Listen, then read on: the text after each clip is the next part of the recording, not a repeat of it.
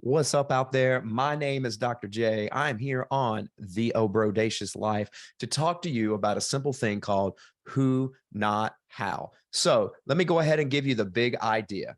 And that is that the key to finding success, staying motivated, and preventing burnout is to develop a team of people. We are going to call these the who's, rather than try to do everything and learn every detail on your own. We call this the how.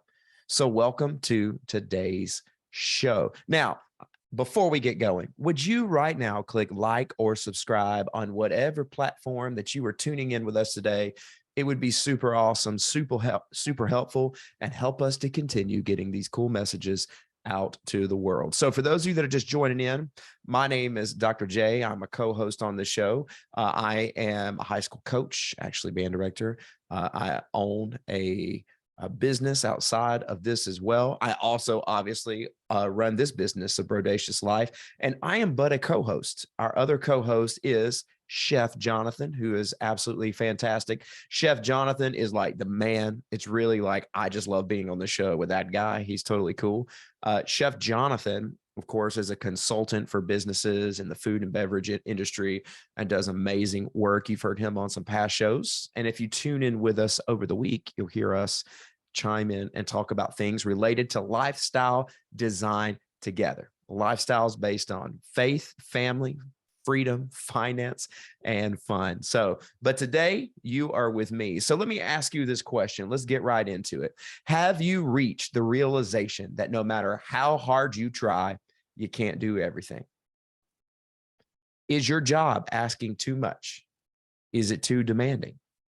Are you feeling anxious and depressed because no matter how hard you try, you just can't seem to remember everything?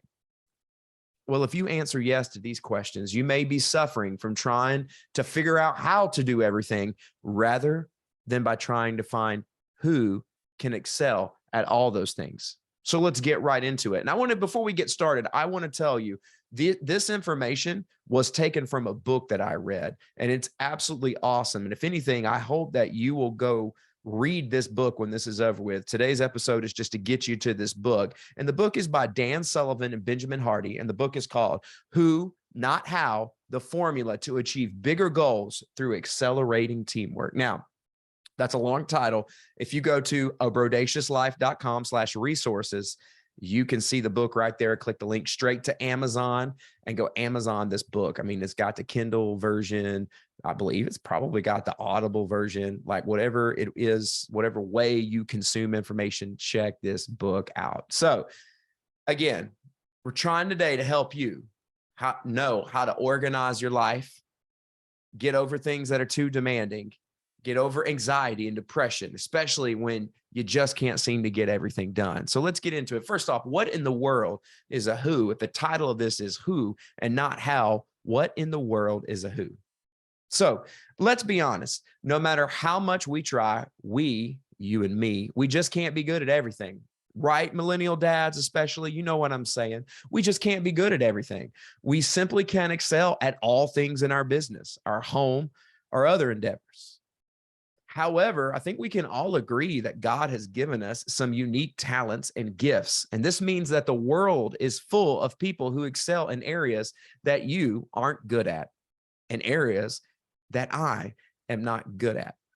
So rather than try to do everything yourself, especially the things that you're not good at, what if you wrote down the tasks that you do every day, the things that cause you grief? And instead of you trying to figure out how to do them, what if you found a who that gets excited about doing those things? Believe it or not, there are people out in the world that get excited about doing the things that you hate doing, because that is the reason that they get up in the morning.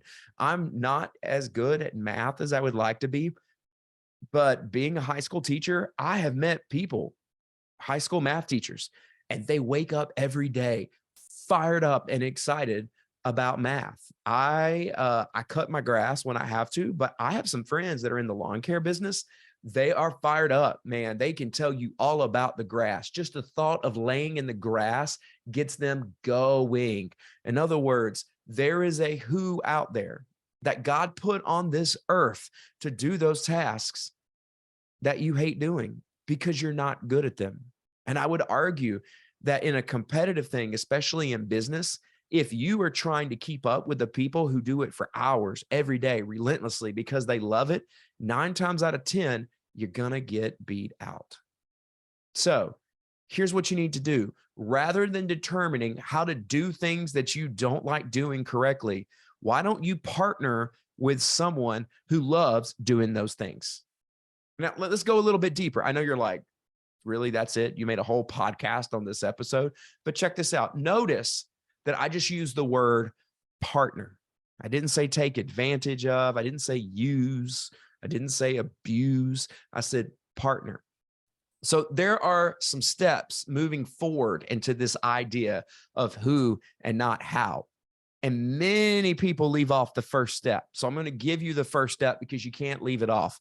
The first step to become a who, or the first step to find your who, is that you first become a who. What are your skills? How can you add value to someone else? We talked already about write down all the things that you're just not good at, the things that are holding you back. But before you do anything with that list, you need to write down, what are the things that you get up for every morning? These are the things that I wake up for, and I'm excited. I cannot wait to get them done. For me, I love talking to large groups of people. I love it. I'm excited. I walk in, I get nervous, I get the shakes, and then the lights come on and bam, I get into it. I love it. It excites me. It's one of the things I love about being a high school band director is I get to stand in front of this great group of students who I love spending time with and working together, because I learn just as much from them as I hope they learn from me. And then we get in that moment and I'm on fire. I'm like ready to go because that is my thing. Public speaking, I just love it. Something else that I just really, really get into, I love baseball. Now, I'm not a great baseball player, but I love baseball. Anyways, we could go on and on. I have a list of like 20 things that I love to do. So write down your list. This is your action steps. Number 1, write down what you're good at doing. Write down the things that you get super excited. If you could spend your whole day doing these things, what would they be? Number 2, I want you to be open and listen to people around you who need a who just like you. And in other words, I need you to start looking for opportunities to use your skills to add value to someone else. By the way, who, not how. The real who, not how process is, how can you be someone else's who first? How can you add value to someone else? Next thing, I want you to write down the parts of your life that you're not excelling at. We already talked about this. What are the things holding you back? And I want you to listen and discover people who get excited about doing those things. And by the way, if you just start opening up your ears and listen, you'll hear them. They're all around you. They're all around you. You can Google search some things. You can find people who are excelling at those things. I bet there's some online forums where you can find people who do those things. I bet there are meetups out there. Go to meetups.com and in the search thing, type in the thing that you're after. I know I was just searching the other night for real estate investors group in Atlanta, and boom, they all pop up, and it's pretty cool. So there are people who get excited about doing those things.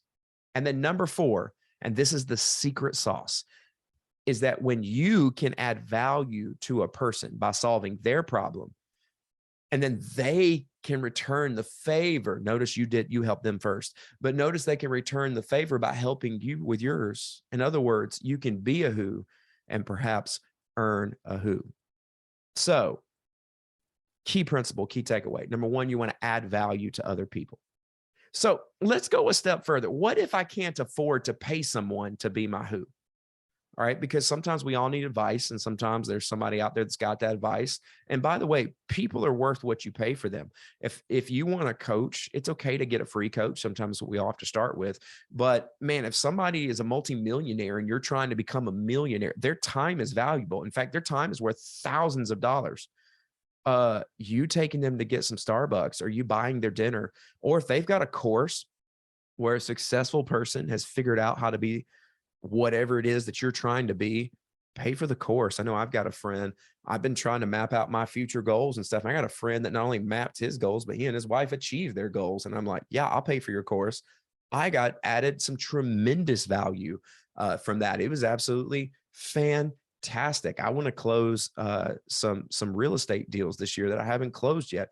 So I'm taking a boot camp course, and I'm paying, I paid like $250 for that. And it was a lot of value, totally worth it, because not only am I learning in the course, but I'm a part of an accountability group where once a week, man, I'm on a Zoom call with people out there doing it.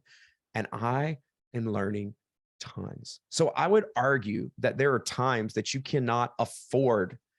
Let me reword that. I would argue there are times you can't afford not to pay someone to be your who. I mean, think of it this way. If every hour that you spend trying to acquire a skill that you were not put on the earth by God to do, that is a second that you aren't excelling in the thing that God did put you on the earth to do. And money is typically made in your area of strength. That's what I've noticed, that when people have a God-given talent and they live in, and they get in that talent and they roll with it, they tend to find success, feel success, and they're able to help other people with that success. So when you're not in that moment, you're sacrificing opportunity costs. Now, opportunity costs are the loss of potential gain from other alternatives when one alternative is chosen. In other words, every second you spend trying to develop a how, you are losing way more money by not being a who to someone else, both for you and the other person that needs you. And the other person is missing out on an opportunity to help you. There's partnerships, friends, helping each other. So opportunity costs. Every time you're trying to develop a how that you weren't born, you're missing an opportunity to be an incredible who and get to know another who that can help you. Now, this mind shift allows you to develop a positive culture and community in your business. Imagine waking up each day and knowing that your life matters because you have a chance to add value to someone else. And in return, imagine the exponential growth because your business that is yours is full of people who are hyper focused on crushing it in every area, even the areas you're not strong at. This means that you are now tripling your chances of success because now I have people around me that for everything I'm not good at, they're masters at it, and they are highly motivated to just excel and achieve. And I'm highly motivated because they're partners. We're on the same team to help them and achieve them. Another friend once mine said it this way. He said, they're on their path and you're on your path. And you can't get jealous or worry about the other person's paths. But anytime people on different paths get a chance to help each other, it's amazing. It makes you feel good on the inside. And part of things that I'm doing on my path might could help somebody, and somebody could help me. Now, this concept of finding some people, excuse me, it can help you in other areas of your life outside of work. I mean, think about this. Are you terrible at cooking? Then try one of those box order meals where the chef wrote down step-by-step instructions on how to cook something. They send you all the ingredients and you make it. You don't have to figure it out on your own. I mean, do you want great music for your party? There are people out there who excel at that. Go get a DJ. I mean, do you want, you don't have to go learn an instrument, by the way, to have great music. Why don't you just contact your local high school band director and ask them to come bring their band to play some music? I mean, there are all kinds of people out there who want to be your who. I want to be your who. Shoot me an email at abradaciouslife@gmail.com and let's find ways a partner. I'd love to come on your podcast if you have a show. Would you come on mine? Maybe you have some knowledge about faith, family, freedom, finance, fun. We can talk and share about it together because you might be better in one of the 5 pillars, those 5 F's, than I am. Let's talk. And let's find ways that we can partner with each other. So I just want to recap, if you're feeling burned out, you're feeling stressed, you're feeling anxiety, maybe feeling depression, feeling all those things because life, your job, things at home, they're all getting overwhelming, then it might just be you're spinning your wheels because you're focusing all your time and energy on trying to figure out how, when instead God has surrounded you with people all around you who want to be your who. And he's equipped you with an opportunity, gifts, things that you are excited about to be someone else's who. So here's the next steps. Number 1, you're going to write down your strengths. Number 2, you're going to write down your weaknesses. Number three, I want you to add value to someone first. Use your strengths and contribute that to someone else first, and then seek to bring others onto your team. Add value to others first. We talk about faith and freedom, faith first. Man, what a great way to represent your faith than by adding value to other people first. All right, number four, of course, don't forget, always lift up your team of who's.